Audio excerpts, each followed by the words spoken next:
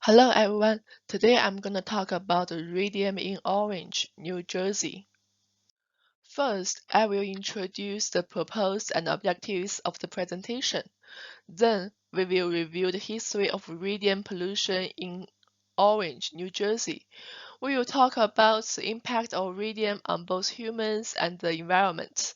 Finally, we will look at the current radium concentration in Orange and nationwide.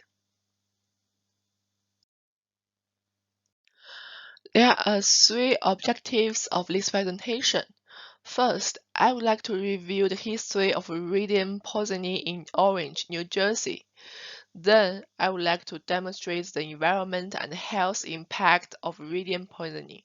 And finally, I would like to summarize the lesson learned from the case that we will discuss later. The story began in 1915 when the U.S. Radium Corporation operated a radium processing factory at the corner of High and Eldon Streets in Orange, New Jersey. Extracted and purified from convertite ore, radium was sold for medical purpose and used for manufacture of a radium-based luminous paint. During this period, the relationship between radium exposure and daily disease that the workers in the factory suffered was discovered by Harrison Stanford Maitland in 1925.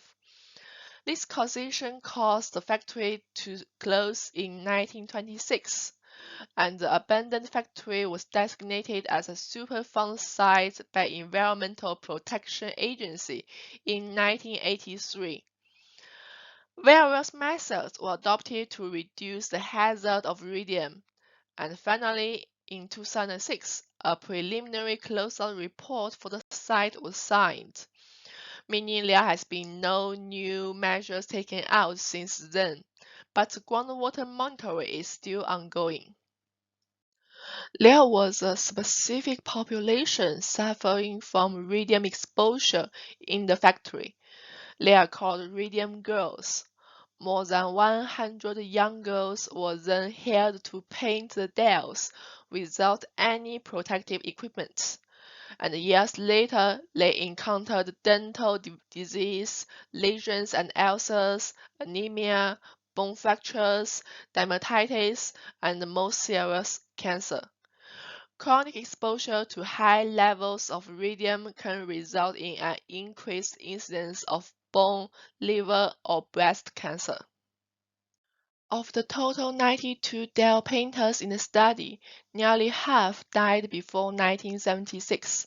Cardiovascular diseases became the most common cause of death of radium girls, but a high percentage of them also died of malignant tumors, including osteosarcoma, sarcoma, mastoid cancer, breast cancer, bowel cancer, and leukemia. For those who were still alive in 1976, nearly one-fourth lived with correlated diseases. Because each ton of ore produced only a few milligrams of radium, large volumes of ore were required for the extraction process. By the time the factory closed, around 1,600 tons of material were dumped on the sites. This caused the 120-acre area, including 469 resident properties and 10 municipal properties, to be contaminated with radioactive waste material. The primary contaminants comprised of radium and radon, the instant daughter of radium. Both of them damaged air, debris, groundwater, and soil. The radon also contaminated the soil gas.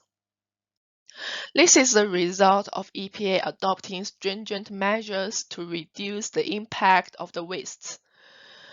The quality of tap water was significantly improved, although there are still several community systems with the main radium concentration above the standard, which was set by EPA.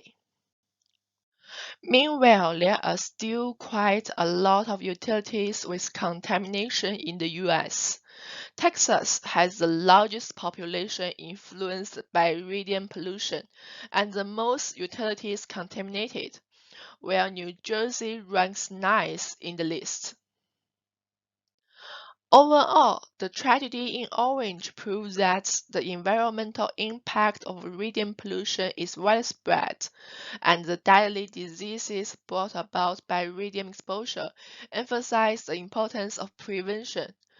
The contamination of radium could be successfully cleaned up, as what EPA did, but there is still widespread radium pollution throughout the country. And here are the references. Thanks for your listening.